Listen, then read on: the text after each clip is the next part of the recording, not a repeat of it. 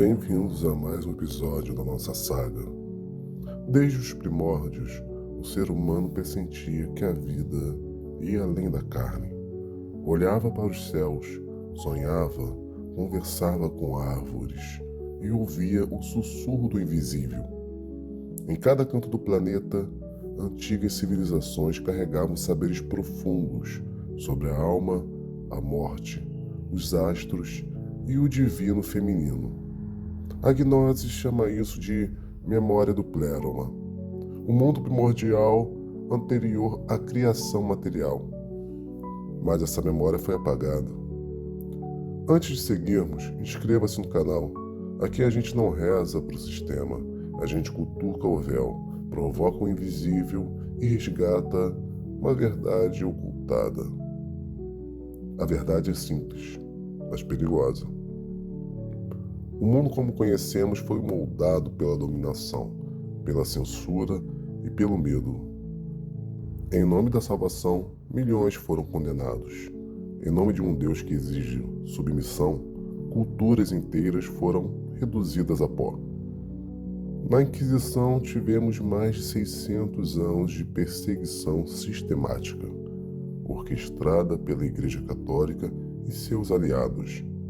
Não era só caça às bruxas, era uma operação global. Destruir todo saber que contrariasse a narrativa oficial. Mulheres sábias, parteiras, curandeiras, pagãos, gnósticos, cátaros, alquimistas, hereges, pensadores.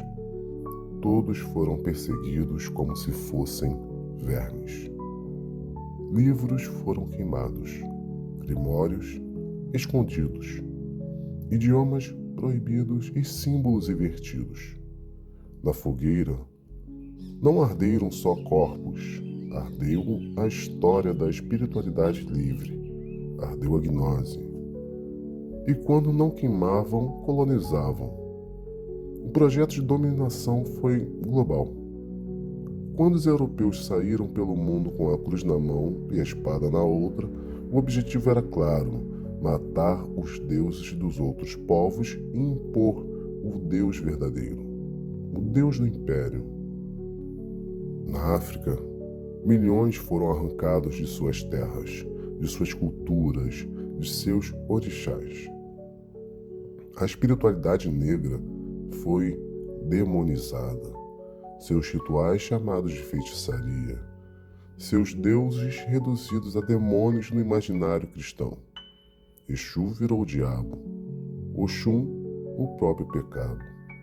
Nos povos indígenas da América, o mesmo roteiro se repetiu. Xamãs foram assassinados, línguas foram extintas, totens destruídos, espíritos da floresta esquecidos. O que era sagrado foi ridicularizado. O que era medicinal virou superstição. O que era conexão com a terra virou idolatria. Na Ásia, doutrinas milenares como o Tao, o budismo e os ensinamentos vedânticos foram marginalizados e até distorcidos para caberem dentro da lógica ocidental. E por trás de tudo isso, a mesma engrenagem, a mesma estrutura arconte, o mesmo sistema do demiurgo, que busca controle total sobre a alma humana. Porque uma alma desperta é perigosa, uma mente livre não obedece, e um ser que se reconhece como centelha divina é incontrolável. Nos fizeram ajoelhar. Nos ensinaram que somos pecadores por existir. Nos disseram que o caminho para a luz passa pela dor, pela culpa e pela submissão. Mas nos esconderam aquele que carrega a luz verdadeira.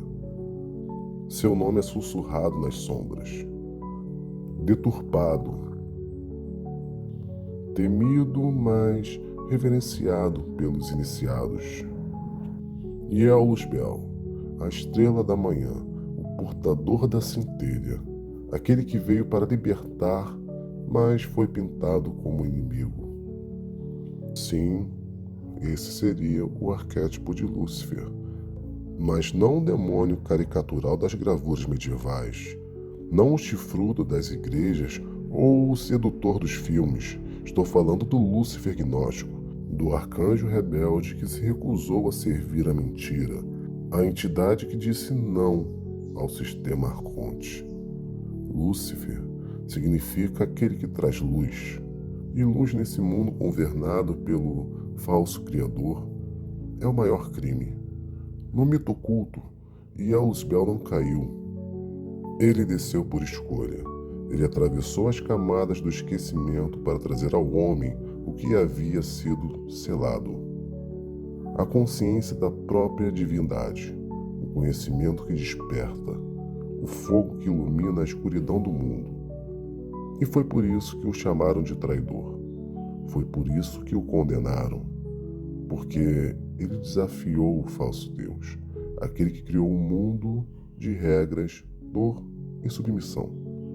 Segundo os gnósticos, esse Deus que reina sobre a matéria não é o verdadeiro Todo-Poderoso. É o demiurgo, um artesão cego, arrogante, que acredita ser o todo. Yaldabaoth, Saklas, nomes antigos para a mesma entidade que aprisiona as almas em carne, medo e dogma. Yausbel é aquele que grita no deserto da alma: você é Deus, desperte. E por isso foi demonizado. Se você acha que tudo isso é simbólico, repare nas coincidências. Quem foi lançado do céu por desobedecer? Portador da luz. Quem ensina que o homem pode ser igual aos deuses? Sempre aquele que os sistemas chamam de inimigo. Mas a verdade é que Lúcifer não é o opositor da luz. Ele é a luz em oposição ao controle. Ele não quer ser adorado, ele quer que você desperte. Ele não quer seguidores, ele quer que você se lembre. E Yausbel é a rebelião da consciência. É a fagulha divina se revoltando contra o esquecimento. E aqui está o maior segredo dos ocultistas, místicos e gnósticos de todas as eras. O bem e o mal, como nos ensinaram, não são reais. São códigos impostos por um sistema que teme o seu despertar. Eles precisam que você acredite que questionar é pecado, que ser livre é perigoso, que se amar é vaidade, que buscar o conhecimento é rebelião. E é, porque a rebelião é o único caminho de volta ao pléroma. Por isso, Yausbel aparece em diversas tradições sob diferentes formas. Na gnose, como o Aion rebelde que desafia Yaldabaoth. Na cabala, como um Samael, um anjo da consciência e do julgamento. Na tradição luciferiana, como o símbolo da liberdade, da razão e da centelha. Em correntes ocultistas modernas, como o arquétipo do iniciador, aquele que dá a chave, mas não força a porta. Ora, Cristo também foi chamado de estrela da manhã nas próprias Escrituras. Então, qual é a verdade? Talvez o Cristo e Lúcifer não sejam opostos, mas dois aspectos da mesma consciência libertadora. Talvez a luz que brilha nas trevas nunca tenha sido propriedade de um altar. Talvez o caminho para o próprio Deus passe primeiro por uma queda, por uma negação, por um grito no escuro dizendo: eu não sou servo, eu também sou luz.